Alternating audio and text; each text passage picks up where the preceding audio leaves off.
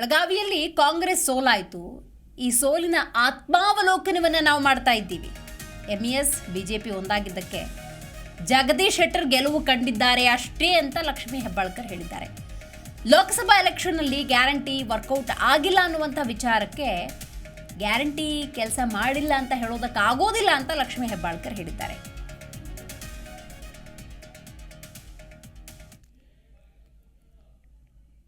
ಕಾಂಗ್ರೆಸ್ ಅಭ್ಯರ್ಥಿಗೆ ಲೀಡ್ ಕಡಿಮೆ ಆಗಿಲ್ಲ ಅನ್ನುವಂಥ ಕ್ಲಾರಿಟಿಯನ್ನು ಲಕ್ಷ್ಮೀ ಹೆಬ್ಬಾಳ್ಕರ್ ಕೊಟ್ಟಿದ್ದಾರೆ. ಈ ಸೋಲು ಉಂಡ ಸಂದರ್ಭದಲ್ಲಿ ನಾವು ಸೋತಿದ್ದೀವಿ, ಆ ಸೋಲನ್ನು ನಾವು ಒಪ್ಕೊಳ್ತೀವಿ ಅನ್ನುವಂಥ ಮತ್ತೊಂದು ಮಾತನ್ನು ಹೇಳಿದ್ದಾರೆ. ಇನ್ನು ಸಚಿವರ ತಲೆದಂಡ ಅದು ಹೈಕಮಾಂಡ್ಗೆ ಬಿಟ್ಟ ವಿಚಾರ.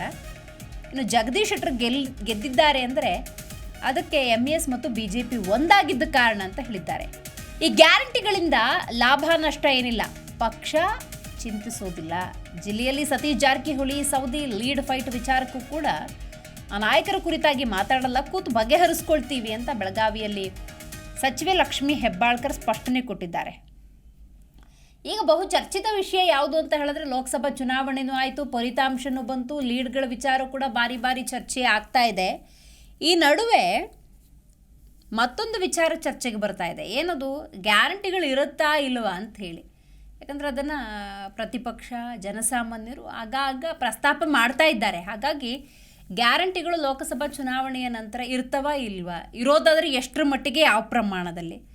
ಹಾಗಾಗಿ ಸ್ವತಃ ಕಾಂಗ್ರೆಸ್ ಸರ್ಕಾರದ ಸಚಿವರು ಗ್ಯಾರಂಟಿಯ ಬಗ್ಗೆ ಒಂದಷ್ಟು ಸ್ಪಷ್ಟನೆ ಕೊಡುವಂಥ ಪ್ರಯತ್ನವನ್ನು ಮಾಡ್ತಾ ಇದ್ದಾರೆ. ಈ ನಡುವೆ ಸತೀಶ್ ಜಾರಕಿಹೊಳಿ ಸೌದಿ ಲೀಡ್ ಫೈಟ್ ವಿಚಾರಕ್ಕೂ ಸಂಬಂಧಪಟ್ಟಂತೆ ಆ ನಾಯಕರ ಕುರಿತಾಗಿ ನಾನು ಯಾವುದೇ ರೀತಿಯ ಪ್ರತಿಕ್ರಿಯೆ ನೀಡೋದಿಲ್ಲ, ಏನೇ ವ್ಯತ್ಯಾಸ ಇದ್ದರೆ ಖಂಡಿತವಾಗ್ಲೂ ಬಗೆಹರಿಸ್ಕೊಳ್ತೀವಿ ಅಂತ ಹೇಳಿದ್ದಾರೆ. ಯಾಕಂದರೆ ನೇರವಾಗಿ ಪಕ್ಷಕ್ಕೆ ನಾನು ಯಾವುದೇ ರೀತಿಯ ಕಂಪ್ಲೇಂಟನ್ನು ಕೊಡೋದಿಲ್ಲ, ಆದರೆ ಅವರವ್ರ ಕ್ಷೇತ್ರದಲ್ಲಿ ಸವಡಿ ಸೇರಿದಂತೆ ಹಲವು ಶಾಸಕರು ಕೆಲಸ ಮಾಡ್ಬೋದಾಗಿತ್ತು ಅಂತ ಸತೀಶ್ ಜಾರಕಿಹೊಳಿ ಈ ಹಿಂದಷ್ಟೇ ಹೇಳಿದರು.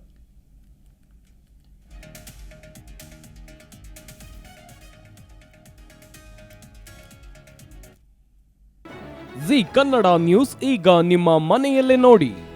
ಎಲ್ಲ ಕೇಬಲ್ಗಳಲ್ಲಿ ಈಗ ಲಭ್ಯ.